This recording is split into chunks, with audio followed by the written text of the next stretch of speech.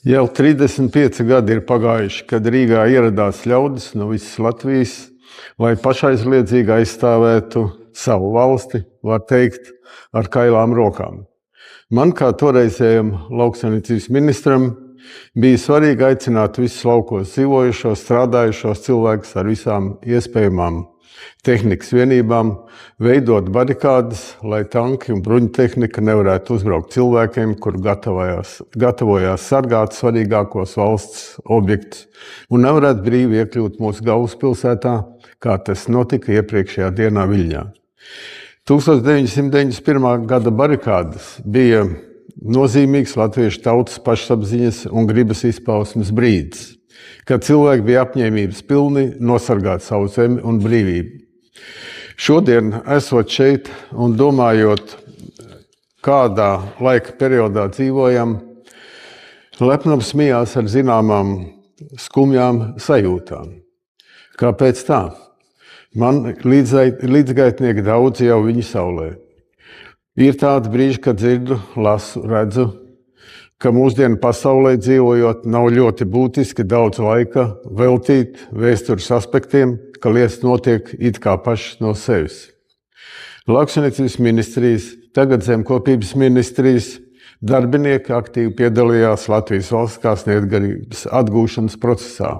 Organizēja mūsu drosmīgos lauku cilvēkus braukt uz barikādēm ar lielkravu auto, smago lauksaimniecības, meža izstrādes, meliorācijas, celtniecības tehniku. Tieši no šīs vietas sākām, kur toreiz bija liels laukums ap augstceltni, nebija vēl bankas ēkas. Kamēr Kasmalā noritēja tautas manifestācija, bija sabraukusi smagā tehnika un tūlīt pēc manifestācijas dalībnieku aiziešanas pie brīvības pieminekļa sākām izvietot šeit sabraukušo visa veida tehniku uz barikādēm. Tālāk jau ministrijas barikāžu koordinācijas centrs organizēja, lai tehnika tieši novirzītu uz barikāžu vietām, tai ierodoties Rīgā. Ministrijas barikāžu koordinācijas centra darbinieki barikādas iesaistīto tehniku apgādāja ar degvielu, rezerves daļām, citiem materiāliem, kas bija nepieciešami uz vietām. Mobīlie sakari toreiz nebija. Bija jābrauc reāli barikāžu vietas un jāanalizē situācija.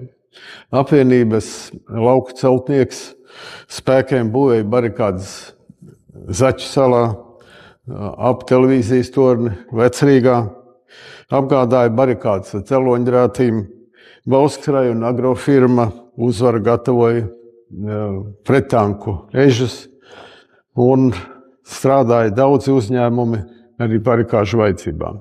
Veikali un pārtikas ražošanas uzņēmumi vēl bija valsts uzņēmumi, valsts rokās, un par pārtikas apgādi pieejamību atbildēja lauksaimniecības ministrija. Sevišķa uzmanība tika pievērsta tam, lai nepasliktinātos pārtikas pieejamība. Arī veikali un ražošanas uzņēmumi tika regulāri apsekoti. Bija jārīkojas drosmīgi, jo tādas darbības nevarēja attaisnot ne ar kādiem tā laika likumiem. Tā kā joprojām arī šodien aktīvi strādāju, piedalos daudzās profesionālās un sabiedriskās aktivitātēs, priekšstatam varu minēt savu dalību Lauksaimniecības mežzinātņu akadēmijā, Tehniskās universitātes profesoru padomē, Būvniecības nozara neatkarīgu ekspertu padomē, Lauksaimniecības industriālās tehnikas asociācijas valdē, tad ļoti vēlos, lai mūsu Latvijas cilvēki domātu un arī saprastu, ka valstī ir pats galvenais spēt savus iedzīvotājus nodrošināt ar pārtiku jebkuros apstākļos. Ko tas nozīmē? Celt nacionālo pašapziņu, apzināties, ka Latvijas lauki ir līdzeklis, kas dod pārtiku, samazina katra iedzīvotāja pārtikas groza cenu, jo produkti atrodas tuvāk mājām, nav milzīgi transporta izdevumi, samazinām CO2 nospiedumu, nauda paliek Latvijā, rodas darba vietas, skaista Latvijas ainava, stiprinām Latvijas ekonomiku. Es runāju par ļoti pašsaprotamām lietām, bet tad, kad mēs cīnījāmies par brīvību, nekad neienāca prātā, ka kādreiz dzirdējuši, ak, man vienalga, ko es pērku, ka tik lētāk. Ļoti gribētos aicināt, lai mēs no visas sirds cienītu cienītu, veidotu, sargātu mūsu tik ļoti loloto valsti, mūsu mājas. Lai mēs turētu godā savu priekšgājēju un lauku cilvēku paveikto, lauksaimniecības, tagad zemkopības ministrijas, darbinieku paveikto cīņā par savu brīvību. Un tam kā apliecinājums ir pateicības vieta un piemineklis pie augstceltnes.